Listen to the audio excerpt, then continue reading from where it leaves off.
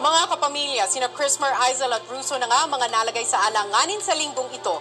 Pero ano-ano nga kaya mga desisyon at pangyayaring nagudyok sa mga housemates para humanto sa kanilang naging mga boto? Narito, panuorin nating lahat.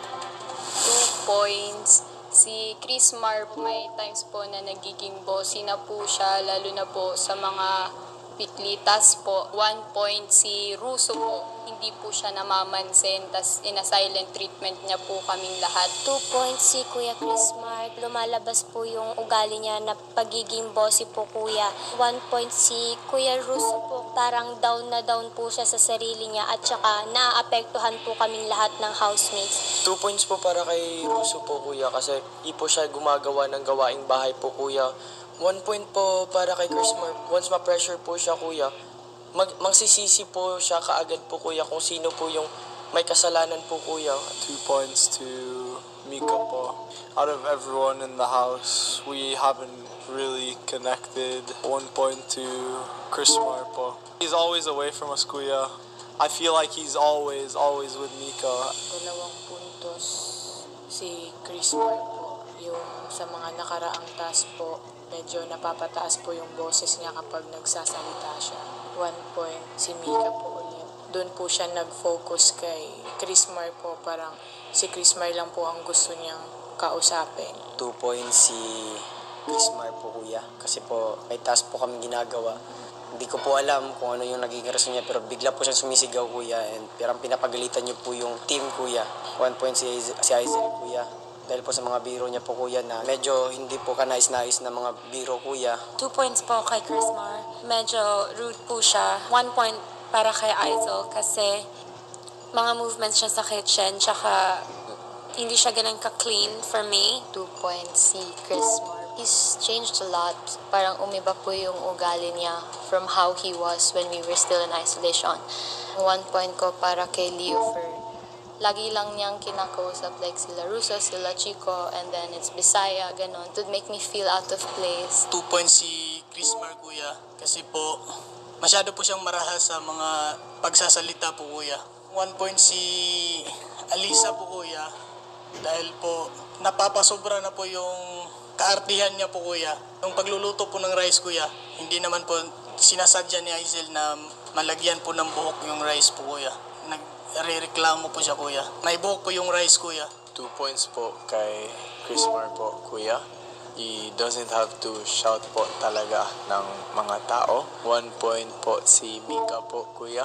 Kasi as a task leader po, I know she can do it talaga po kuya but she's more lax lang po. 2 points si Russo po. Pag nadadown po siya masyado, pati po yung mga task namin naaapektuhan po. 1 point si Aizel po. May mga comments po siya na minsan yung pagsabi niya po is pabalang po. Insensitive po. 2 puntos si Russo po. Hindi po siya masyadong nai-involve po sa mga gawaing bahay. 1 point si Kyron. Mayabang and childish po. 2 puntos po si Russo po. Hindi ko po maintindihan po yung ugali niya. Yung bigla-bigla na lang po siyang nang i-snap po. 1 puntos, Kuya Chrismar po. Parang hindi niya po pinapakinggan yung suggest ng iba. 2 points si Aizel dahil yung mga biro niya po minsan, masasobrahan na po siya. Kaya binibigyan ko po ng 1 point po si Russo dahil yung biro po na ginagawa niya po kay Alisa is hindi na po maganda. Na-offend po ako. Mga kapamilya, Team Online at PBB Community, voting is now officially open. Mas pinalawig na ang inyong kapangyarihan sa pagboto sa ating mga nominado. Dahil ngayon, you can connect to vote in 2 ways. Una, through text. Bawat isang text ay katumbas ng isang boto. Pangalawa, through Kumu. Dito, bawat isang virtual gift na inyong ipapadala sa isang nominated housemate ay katumbas ng 10 boto. Maaari pa rin kayong bumoto to save and to evict. Para sa text, maaari kayong makapag-send ng 1 vote to save and 1 vote to evict kada SIM kada araw. Para sa Kumu, maaari kayong makapagpadala ng 10 virtual gifts para sa vote to save at 10 virtual gifts para sa Vote to Evict kada account kada araw. Sa pagtatapos ng linggo, pagsasamahin ang mga Vote to Save mula sa Text at Kumu at ang mga Vote to Evict mula sa Text at Kumu at kukunin ang kabuuang porsyento ng pinagsamang Vote to Save at Vote to Evict. Sa huli, ang nominated housemate na may pinakamababang porsyento ang siyang lalabas ng bahay ni Kuya. Kaya naman kapamilya and PBB community, use your power to vote dito sa Pinoy Big Brother Connect.